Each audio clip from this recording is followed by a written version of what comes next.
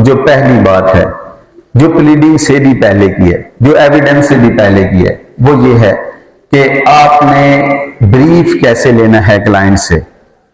इस पे कोशिश की हम लोगों ने कुछ वीडियोस बनाने की ताकि आपको आसानी हो। सबसे पहले आपने क्लाइंट से ब्रीफ लेना है। मैंने ब्रीफ लेना कहां से सीखा?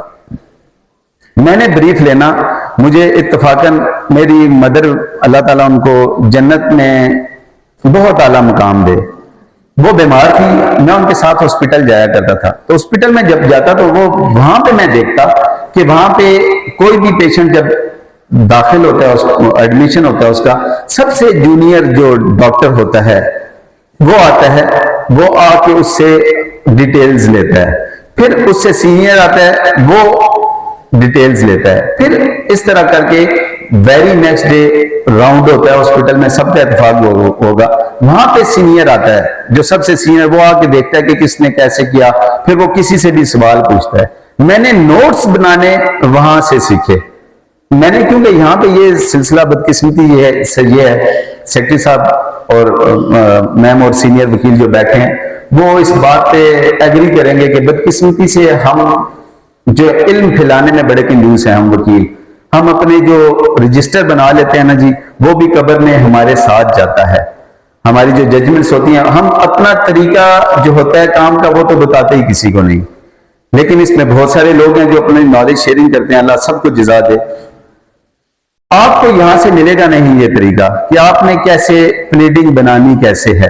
तो मैंने अपने फैक्ट शीट बनानी, जो मैं सबसे इंपॉर्टेंट केस को, कोई भी केस फाइल करने से पहले, हमारा जो प्रैक्टिस चल रही है ना जी बदकिस्मती से रूटीन में, वो प्रैक्टिस ये चल रही है कि आप केस दायर कर देते हैं, केस दायर करने के बाद फिर वो पठानों की तरह, वो जिना साहब से हुआ था ना, वो गांधी साहब ने कहा था कि हमारे पास एक ऐसी कौम है जो काम कर लेती है और काम करने के बाद सोचती है।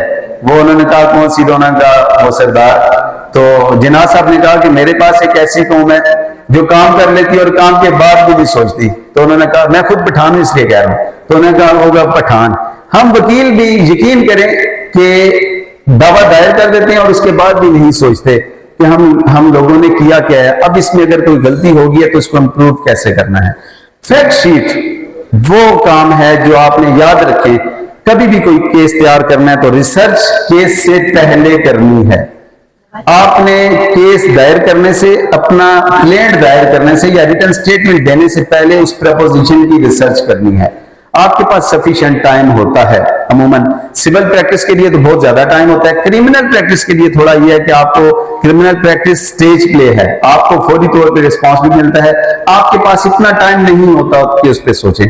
क्रिमिनल प्रैक्टिस वो लोग करते हैं जो स्पॉन्टेनियस रिप्लाई या रिस्पॉन्ड कर सकते हैं, वो ज्यादा कामयाब रहते हैं क्रिमिनल प्रैक्टिस में। जबकि सिविल प्रैक्टिस का फायदा ये होता है कि आपको दावा फाइल हो गया, आपको नोटिस मिल गए, नोटिस मिलने के बाद आपको एंगेज किया गया, आप दावा लेंगे, आप अपीयरेंस के बाद भी 30 डेज आपके पास फर्स्ट अपीयरेंस के बाद होंगे। लेकिन वो मैं अभी लिमिटेशन डिस्कस करता हूं तो बताऊंगा कि हर केस में 30 डेज नहीं है, कुछ केसेस ऐसे हैं जिनमें लिमिटेशन कम है, 10 डेज की है।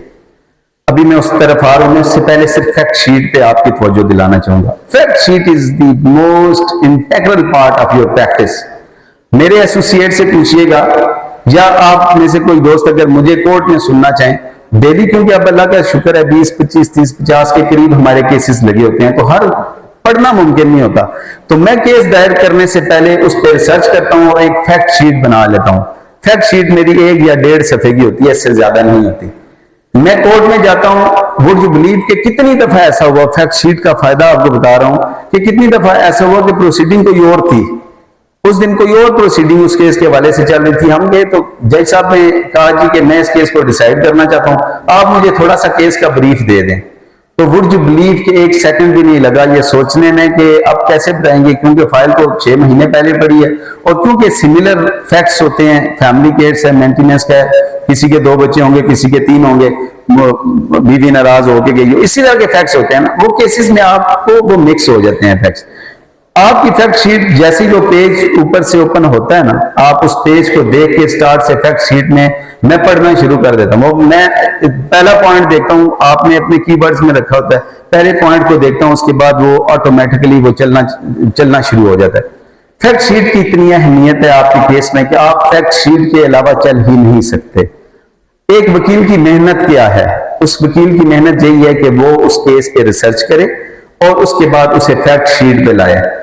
वुड यू बिलीव, मैंने प्रैक्टिस में ये देखा 99% वकला फैक्ट शीट तैयार नहीं करते और यही वजह होती है कि उन्हें केसेस में इश्यूज रहते हैं और समटाइम्स इतना इंपॉर्टेंट फैक्टर होता है वो लूज कर जाते हैं।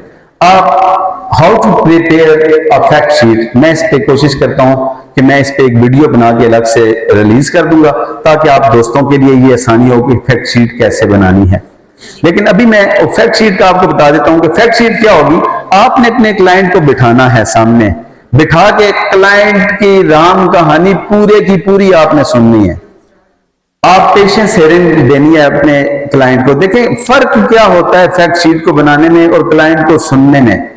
हमारे पास क्यों लोग आके ठहरते हैं? आपने कभी देखा, आप हॉस्पिटल जाते हैं अपने पेशेंट्स को लेके, तो डॉक्टर उसे पता, वो आता है, वो आके बताता है कि मुझे ये पेन है, उसको कोई बीमारी बताता है, डॉक्टर क्या कहता है। अब फर्क क्या होता है? मैं आपको कहता हूं, मैं चाहता हूं आप मेरे छोटे बहन भाई, आप ब्रांड बने, आम वकील ना बने, आप स्पेशलिस्ट बने। फर्क होता है ना।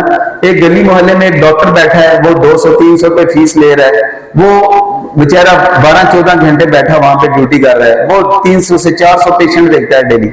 जबकि स्पेशलिस्ट क्या करता है, उसमें 15 से 20 पेशेंट देखते हैं और आजकल एवरेज फीस जो है वो 2000 से स्टार्ट हो रही है और जाके वो 5000-7000 तक वो स्पेशलिस्ट की फीस जा रही है। फर्क क्या होता है एक स्पेशलिस्ट में और एक आम डॉक्टर में? आप क्यों एक गली में पड़ोस में बैठे डॉक्टर को 200 रुपया नहीं देते? आप जाके 5000 दे के अपॉइंटमेंट लेके 4-4 घंटे वहां बैठ के ट्रेवल करके आप अपना ऑफिस छोड़ के वहां पे जाते हैं अपने पेशेंट को लेके। फर्क क्या होता है? यही फर्क है, सिर्फ तरीका आपको सेटिस्फाइड करने का। वो क्लाइंट को सेटिस्फाइड क्या करता है? वायरल इन्फेक्शंस चल रहे होते हैं या इश्यू होता है, अब डॉक्टर को इतने ऐसे में देख के पता चल जाता है कि इस पेशेंट को इश्यू क्या है। अब वो सिम्टम्स देख के ही ना वो अंदाजा लगा लेता है, या आम डॉक्टर को भी पता होता है कि आजकल ये वायरल इन्फेक्शन चल रहा है। आप जब वो मोहल्ले गली के जीपी के पास तशरीफ ले जाते हैं ना, वो देखता है, कहते हैं ठीक है जी, वो दवाइयां लिखते हैं, आपको 5 मिनट में फ्री कर देता है। अब उसने कितने पैसे लिए? 200, 300, 500 ले लिया। अब यहां पे स्पेशलिस्ट क्या करता है? मैं आपको बताना चाहता हूं कि आपने अपने क्लाइंट को सेटिस्फाइड कैसे करना है। आप अपने पेशेंट को स्पेशलिस्ट के पास जब लेके जाते हैं, स्पेशलिस्ट सबसे पहले आपको बुलाता है, बड़े अच्छे अखलाक से बुलाता है, क्या हाल है, आप ठीक हैं? वो आपकी डिटेल्स लेता है, अपने पास नोट्स बनाता है। इससे भी दी बेस्ट डॉक्टर वो होता है जो इंतजार करते हुए पेशेंट को उसका पीए आ जाता है, उसका एसोसिएट आ जाता है, वो उससे ब्रीफ लेता है। वो से ब्रीफ लेने के बाद डॉक्टर साहब के पास जाता है, डॉक्टर साहब फिर कहते हैं जी आप यहाँ पे स्ट्रेचर पे लेट जाएं। उसके बाद वो आंखें खोलते हैं, उसकी आंखों को चेक कर रहे होते हैं, उसके बाद उसके पांव पे वो पेन लगा के चेक कर रहे होते हैं। उसके बाद वो एक उन्होंने स्टिक रखी है, हथौड़ी की तरह रखी होती है, उससे उसको चेक करते हैं, कि उससे स्ट्रैप लगाते हैं। अब ये बेसिकली क्या है? ये सेटिस्फेक्शन ऑफ क्लाइंट है। दवाइयां कौन सी लिखनी होती हैं, जो उसने लिखी उनसे ज्यादा कमीशन ये डॉक्टर साहब अपनी दवाइयां लिख के कमा लेते हैं। लेकिन डॉक्टर वो करता क्या है? मैं आपको यही अर्ज करता हूं, फकत सैफ अंदाजे बयां रंग बदल देता है। आपने करना क्या है? आपके पास भी इसी तरह एक आम क्लाइंट आएगा, वो कहेगा जी खुला लेनी है। अब खुला में एक ही तरह के सिम्टम्स होंगे, वो कहेगा स्टे लेना है जी, स्टे भी एक ही तरह का होगा। आप उसे कहेंगे जी इधर आए बैठे। अब मैं आपको प्रैक्टिकल अपना राज बता रहा हूं कि मुझे बेनिफिट किससे हुआ। मेरे एसोसिएट्स आपको बताएंगे, ये अक्सर कहते हैं जी आप क्लाइंट को बहुत टाइम देते हैं। और भाई हम उसे क्यों टाइम ना दें? हमें अल्लाह ने हमारा रिस्क हमारे क्लाइंट के हाथ में रखा है। अल्लाह ने वो जो भेजा है ना हमारे पास, वो बेसिकली अल्लाह का नुमाइंदा रिस्क लेके आया हुआ है। उसे ही हम रिस्पेक्ट ना दें, उसे ही इज्जत ना दें। देखिए जितना मर्जी काबिल डॉक्टर क्यों ना हो जाए, आप उसके पास जाएं और वो बदतमीज हो, तो क्या आप दोबारा उसके पास पेशेंट को लेके जाएंगे? कभी नहीं। सिमिलरली देखिए, हम एक क्लाइंट से पैसे ले रहे हैं और हम उसे रिस्पेक्ट नहीं दे रहे, तो यही होता है, नुकसान होता है कि अल्टीमेटली आप देखेंगे यहाँ पे आके ऑब्जर्व करेंगे कामयाब वकला में और बजायर नाकाम वकला में फर्क है। मैं बजायर का लफ्ज इस्तेमाल करूं कि इन वकला ने प्रोफेशन में क्यों तरक्की नहीं की, तो आप उनका तरीका देखेंगे। मैं तरीका वारदात नहीं कहूंगा, हम वो क्रिमिनल प्रैक्टिस करते हैं ना, तो वो समटाइम्स अच्छे वर्ड्स की जगह भी ना वो ये आ जाता है, मोटिस ऑपरेंडी तरीका वारदात कहा जाता है ना, इसे सिविल में कहते हैं मोटिस ऑपरेंडी और क्रिमिनल में इसे तरीका वारदात कहा जाता है। ठीक है, तो होता क्या है कि आप उस स्पेशलिस्ट के पास तशरीफ ले जाते हैं। यहां पे भी एक क्लाइंट आएगा आपके पास, आपने ब्रीफ कैसे लेना है ये बड़ा इंपॉर्टेंट है। आपके पास ये क्लाइंट, उसका सगा भाई वकील है, उसका फर्स्ट कजन वकील है, उसका पड़ोसी वकील है, उसका कोई कलीग वकील है, आप वो उसे छोड़ के पहले वो उसके पास गया होगा, उसने कहा अच्छा यार, क्योंकि अब उस वकील को फैमिली के इश्यूज पता है, उसको इस केस के मुतालिक पता है, वो इसे अहमियत नहीं देगा, वो कहेगा ठीक है यार मैं कर दूंगा आपने। अब वो उसको छोड़ के वो सेटिस्फाइड नहीं हुआ, वो जब आपके पास तशरीफ लाया, आपने उसे बिठाया अपने पास और बिठा के उससे कहा जी अब बताएं क्या हुआ।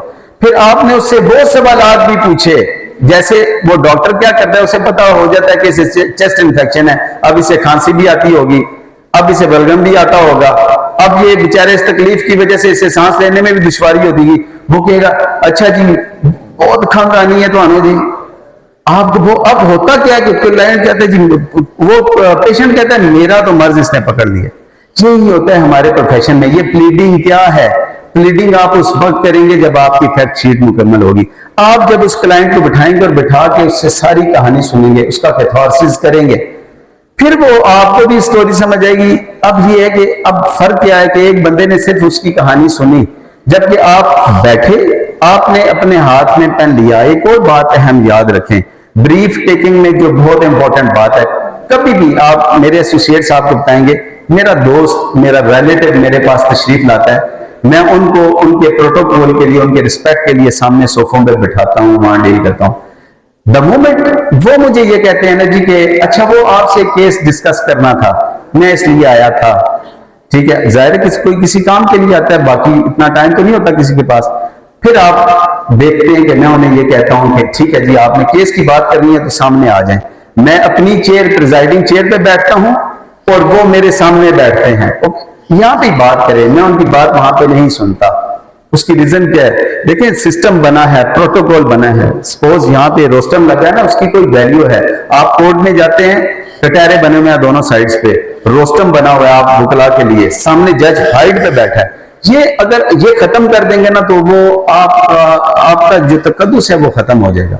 आप जब उससे ये मिलेंगे ना इस तरह, फिर आप कहेंगे जी आप बताओ, फिर क्लाइंट अपना दर्द आपको बताएगा कि उसे ये इशू है, फिर उस इशू से रिलेटेड जो अहम बातें होंगी, मैं आपको कह रहा हूं डाइजेस्ट पढ़ें, आप डाइजेस्ट से आपको पता चलेगा अच्छा फलां केस में ये हुआ था। अब फिर आप उससे सवाल पूछेंगे, सपोज फैमिली केस है तो आप मेंटेनेंस का केस है, तो आप जब उससे ब्रीफ लेंगे ना, अच्छा वो क्या काम करता है, फिर सबसे पहले आपको ये पता होगा कि ओबीडिएंट वाइफ होगी तो एंटाइटल होगी, ठीक है, फिर आपको पता होगा डिसओबीडिएंट वाइफ होगी तो एंटाइटल नहीं होगी। तो ये आप उससे ना फिर सवालात पूछेंगे। जब आप उससे सवाल पूछ के वो पूरे परफॉर्मेंस में आप लिखेंगे ना सवालों के जवाब, ठीक है, तो मुझे बताएं कि उसके पास क्या ऑप्शन रह जाएगा कि उस कजन, उस सगे भाई के पास जाए जिसने उससे कोई बात ही नहीं पूछी, या उस वकील के पास जाए कि जिस वकील ने उनसे ब्रीफ लिया, उनके केस को अहमियत दी। अब मैं इससे आगे बढ़ता हूं, आता हूं ड्राफ्टिंग की तरफ। क्या आपने ड्राफ्टिंग क्या करनी है, एक ट्रिक है, एक ट्रिक याद रखिएगा। आप जब अपने क्लाइंट को हम करते हैं, हम शुरू के प्रैक्टिस में, अब तो मुझे अल्लाह ने माशाल्लाह मेरे चैम्बर में 175 एसोसिएट्स हैं मेरी टीम में शामिल, माशाल्लाह अफजल जदून लॉ कंपनी में 175 एसोसिएट्स पूरे पाकिस्तान में मौजूद हैं अल्हम्दुलिल्लाह। इस वक्त मेरे साथ 43 लोग इस वक्त मेरे साथ काम कर रहे हैं माशाल्लाह। अल्लाह सबको बरकत दे, सबको तरक्की दे। आपको मैं एक अहम बात बताऊं, होता क्या है, मेरे पास ये नहीं था, अब मैं आपके लिए बात कर रहा हूं। मेरे पास तो अब ये है कि माशाल्लाह मैं जरा इशारा करता हूं तो 6 एसोसिएट्स पेन लेके, क्लिप बोर्ड लेके बैठे होते हैं वहां पे लिखने के लिए, ठीक है। हर एक की ख्वाहिश होती है कि ड्राफ्टिंग वो करे, लेकिन आप लोगों ने क्या करना है, जो अर्ली प्रैक्टिस में मैंने किया, देखें जो दिखता है वो बिकता है। मैं आपको प्रैक्टिकल अप्रोच बता रहा हूं। आपने वो ड्राफ्टिंग करने से पहले ये करना है, आप दो दोस्त सपोज वकील हैं, किसी दोस्त, उस दोस्त को अगर आपके पास मौजूद नहीं उसे बुला लें, वो बिठा दें, वो जूनियर बन जाए, आप सीनियर बन जाए, आसान तरीका है। ठीक है, वो कौन होगा जिससे आपकी केमिस्ट्री मैच करती होगी। अब देखिए हम किसके लिए कर रहे हैं, ये for the satisfaction of our client कर रहे हैं। अब होगा क्या, हम क्या करते थे, हम क्या करते हैं, अब क्लाइंट की सेटिस्फेक्शन पहले तो ये होगी कि उसके सगे भाई या उसका दोस्त जो वकील था उसने उससे पूछे ही कोई नहीं, रिलेटिव ने, आपने एक घंटा बिठा के उससे डिटेल ली, उसके नोट्स बनाए। अब उस नोट्स बनाने के बाद आपने अपना जो एसोसिएट था ना जी, सो कॉल्ड एसोसिएट, आपने उसको कहा जी लिखना शुरू करें जी, वो लिखेगा, आपने वहां ड्राफ्टिंग करनी शुरू कर दी। आपने लिखाना in the court of so and so, parties name, address बताएं, शनाख्ती कार्ड जिनका नंबर लिखें जी, उसके बाद वर्सेस किस किस के से, इसको भी पार्टी बनाएं, इसको भी। अब आपको पता होगा कि नेसेसरी पार्टीज कौन सी हैं, तो आप कहेंगे कि इसको बनाएं पार्टीज, इसको भी बनाएं जी, इसको भी पार्टी बनाएं। अब ये कह के फिर आप लिखवाना शुरू करेंगे ना, जब उसका दुख, उसकी तकलीफ आपके मुंह से निकलेगी और दूसरे के कलम में या उसके कंप्यूटर पे, लैपटॉप पे जा रही होगी, आप यकीन करें कि वो जब आया ना यहाँ पे, याद रखें, कामयाब डॉक्टर की निशानी ये है कि उसके पास पेशेंट आए तो वो तकलीफ में हो, लेकिन जब पेशेंट उठ के जाए वो तकलीफ में ना हो। सिमिलरली कामयाब वकील की निशानी ये है कि उसके पास अगर क्लाइंट आए तो वो परेशान आए, लेकिन जब वो उसका ऑफिस छोड़ के जाए वो रिलैक्स जाए, वो अपनी सारी परेशानियां आपके टेबल पर रख के चला जाए। और आपने इसी चीज की, और यही हमारी ईमानदारी है, यही हमारा हलाल है। आप क्या करेंगे कि आप वहां पे ड्राफ्टिंग जब शुरू करेंगे ना लिखवानी, ठीक है, फिर एक तो ये फायदा होगा कि हो सकता है आप जब ये डिक्टेशन दे रहे हैं, इस डिक्टेशन के दौरान उस वो के नहीं जी ये फैक्ट आपको इस तरह समझ नहीं आया, उसकी करेक्शन हो जाएगी। दूसरा अहम फायदा ये होगा ना जी आपको, आप देखें हम तो अभी भी इसी तरह करते हैं, अक्सर डिक्टेशन देते हैं तो वो जिस एसोसिएट के जिम्मे लगाया, सपोज वो किसी और काम में बिजी है, जाके खुद ही क्लर्क बन के वो सारा काम करना पड़ता है, करते हैं, लेकिन अब उसको ये पता, इंप्रेशन गया कि मैं जिसके पास आया हूं he is a responsible person. ठीक है, अब यहां से आप आके आपने अब उस क्लाइंट को, चाहे वो जहां से भी आया, आपके पास दो तरह के क्लाइंट होंगे। एक वो क्लाइंट जो पहले किसी वकील से होके आपके पास आया, एक वो क्लाइंट जो पहले किसी के पास नहीं था, आपके पास फर्स्ट टाइम आया, उसको अंदाजा नहीं, वो आपसे छोड़ के किसी ना किसी वकील के पास जरूर जाएगा। वो क्या कहती हैं परवीन शाकिर, वो जहां गया तो लौटा तो मेरे पास आया। ठीक है, ये क्लाइंट्स का यही है, वो जहां जाता है ना जी, लौटता है तो आपके पास ही आता है, और जब वो आपके पास आता है वो फिर कहीं और नहीं जाता।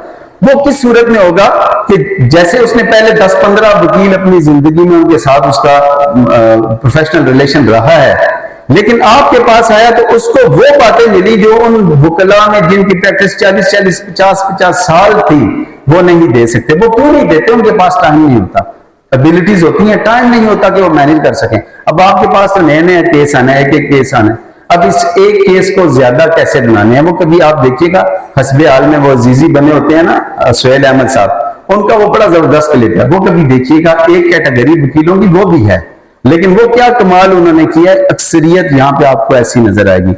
उसमें जब वो 10, 15, 20 लोगों से होकर आपके पास आएगा, वो ज़हन में सोचेगा, कहेगा यार वकील तो ये है, इससे पहले मैं जिनसे मिला हूं वो वकील तो नहीं है। ठीक है, अच्छा ये बंदा आपके पास जो फर्स्ट टाइम आया, ये किसी वजह से आपसे नाराज होकर चला गया, या फीस के मामला नहीं तय पा पाए, कोई भी वजह हुई, वो जब किसी दीगर ऑफिस में जाएगा ना जी, ठीक है, वहां पे जाए